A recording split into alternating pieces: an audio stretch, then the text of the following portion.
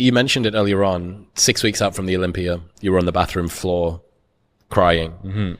Can you take me through the story of that day, where your mind was at, what life was like at that time, and sort of what the texture of your own existence was like that led up to that point? Yeah, for sure.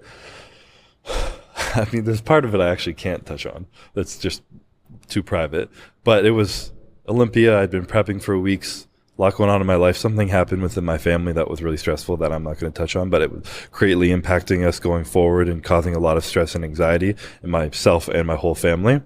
And we had just moved to Florida, all this shit going on, still fears about my health. And I had gotten a sign of my health going wrong. It's inflammation in my shins. I get edema. And I started to get that a little bit. Fat shins. Fat shins? Fat shins, yeah, big fat shins, cankles, right. They're not quite cankles, but they're just my shins get fat, you know? Okay. So I'm getting this edema in it, all this personal stuff on the side, and it was just, I didn't speak about anything. It was just like, okay, wake up, do cardio, you know, go to the gym, go to work, do this, do that, just don't think about it, put it down, push it down, push it. And I kept doing that. And then I think with my fiance, she was noticing I was a little bit off. And this is why, like, having good people around you is fucking everything when you have, like, a stressful life. And she just knew something was off, and she's like, are you good? Like, how are you doing? I'm like, I'm good. She asked me again. She's like, are you good? I'm like, yeah, I'm okay. Like, and then I was, like, in the bathroom. She came in, like, are you okay? I'm like, yeah. And she asked me one more time. She's like, are you, like, look at me. Are you okay? And I just started bawling. And I had no idea. I didn't know I was that stressed out. I just was, like, numb.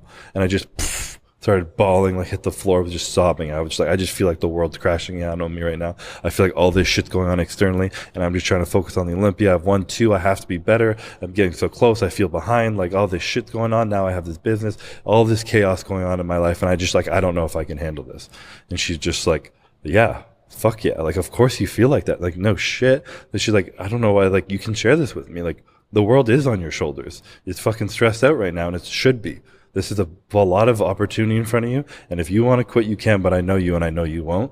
And right now, you just need to sit in this, cry, let it out. I'm here with you. But I know you're going to get out from this. You're going to go to the gym. You're going to kill your workout. You're going to wake up and you're going to keep doing that. But this is normal part of what you're going through. She was literally like, you don't think Michael Jordan ever broke down and felt like he couldn't handle the stress that was on him, like building the NBA into what it was, not even just his team? I was like, fuck, like, yeah, he didn't talk about it though. And she was like, well, fuck yeah. Then none of them no men know how to talk about their emotions properly. And it just like, she just like built this confidence in me. I was just like, fuck yeah, of course, like, this is a huge pressure, there's a lot going on, and I'm stressed. What's wrong with that? I'm not going to let it control me, but I'm allowed to feel this moment right now. And that was just like, wow, you know, like, I can lean on people. People are there to help me. I can share how I feel, and someone's going to actually make me feel better. Because my whole life, it was just bottle everything up. You can handle it all by yourself. You know, you're a man, you can handle this shit. And I was just like, no, you know, like, I'm allowed to feel, but who I am is not going to be controlled by these feelings.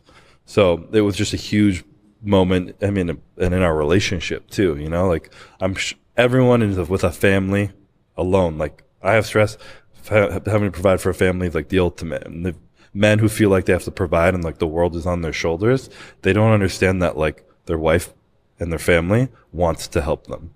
Like, they might not make it easier, but like, they'll get under that weight with you and they'll hold that with you, and it's not a burden to them. Because I always felt like asking for help would make me a burden.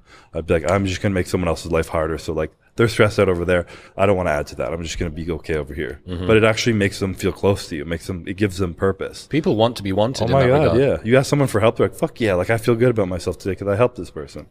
And it really brought our relationship closer in that moment. It made her feel like I just helped him in this part where he said he can do it all by himself all the time. And now, like, I'm like, fuck yeah. Like, I really needed that. And it was a really important moment for my personal growth, champion growth, relationship growth. There's a meme at the moment of the sort of lone wolf Sigma male guy that's making great things happen on his own. Yeah. I'm pretty sure that you are the footage that's used over the top of a lot of these Sigma really? man memes in any case. Yeah. Could you do this on your own? Fuck no. No, none of it. I couldn't do my YouTube without Calvin. I couldn't have started my businesses without Maddie. I couldn't be doing raw supplements without Dom and Matt, who are my partners in that. I wouldn't be the man who I am without my dad. I wouldn't be able to have gotten through my stress as a teenager without my sister. I wouldn't have gotten through the last 4 Olympias without Courtney. Like, it's just, like, I almost get emotional thinking about it. But when I, like, reflect back on, like, what I'm most grateful for, it's always the people in my life, and I'm so fucking lucky. It's, like, crazy. Like the people I have in my life are everything, and the relationships I like build mean the world to me. And I literally like cry sometimes by myself, like doing like a gratitude reflection or something. But it's relationships in my life are everything. And I know I wouldn't be where I am without it, and I would never be the one to think I could do it all by myself. Wasn't there a story of your parents waiting in line to get your autograph one time? They've been to every Olympia, and they go to the athlete meet and greet, and they waited for like an hour in line or something. I was like, what the fuck are you doing, Mom? And they're like, we don't want to bother you. We just want a picture. I'm like, you're fucking crazy. Like, you're a VIP. You can come backstage. You can do whatever you want here. Yeah. They're just, and that's that humility that they raised in me, though. You know, they never expect anything, and they're just always quietly there in the background to support me. I wonder whether part of that humility is maybe where you not wanting to lean on other people comes from. I do think it's part of it for sure. And I mean, my dad is still like my number one role model, but he didn't ask for help. Yep. Even if he wanted to do something with me, he wouldn't, like building a fence. Have to be like, hey Dad, do you want me to help? And he would like love that, but he wouldn't have asked.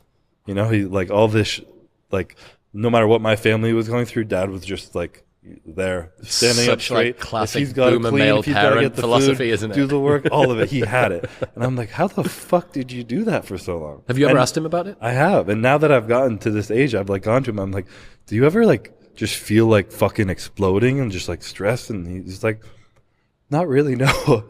And I'm like, what the fuck? They made him different, man. They made him different in the 60s. He was built different, yeah. And he comes from a family that was very resilient too, from a small town, you know, working class throughout the generations. And he's just like, he's a beast. But I had to really learn that that's not normal. That's not me. And I had to accept that. But that's what was definitely part of the journey. So I think that's definitely trying to have too much of a prescription about how you're supposed to go about things. Oh, well, this is the way that men are supposed to be. Like on average, there are ways that men and women are, and there are sex differences between the two of us. And there are ways that men from Canada and men from Britain will differ, et cetera, people from different classes, people that were born at different times. But I think that you're a really good role model for somebody who has a particular programming, and as opposed to trying to retrofit you into some mold that isn't you. When you did that, that was when you found friction. Yeah, exactly. And that was when there was incongruence, and that's when you weren't able to enjoy things because you weren't able to fully embody all of this stuff. Yeah. And also, it seems like a big part of it is finding a partner who's prepared to see vulnerability as a strength rather than a weakness. For sure, yeah. But she's also seen both sides. She's seen like the utmost resilience of what I've been through, and like she's like, I don't know. She's like, something's gonna happen to you this year because something happens every year, but it's probably not gonna affect you. She's like, it'll stress you out, but you're still gonna win the Olympia because I know you can do it because I've shown her that proof. You know, I've shown her that, and now I've also shown the emotional side, and she's like, okay, yeah, he's gonna fucking break down and cry in front of me, but he's gonna get up tomorrow and get back to work. So it's like, it's that yin and yang of being able to like complement the masculine with the feminine and intertwine it in the right balance, that whatever works for you without kind of holding you back. And that's honestly part of I mean, I could have 1,000 bullet points under champion mentality, but I used to look up to people, and I still do, like Michael Jordan, but that's not fucking me. That's not how I'm going to be a champion forever. He wanted to kill everyone and fucking took stuff personally, everything with a battle to the death of being the best. And like, I don't feel like that, but that's okay. I can still be a champ. There's no rules to being a champion. You know, a champion makes his own rules and rides out the wave like that.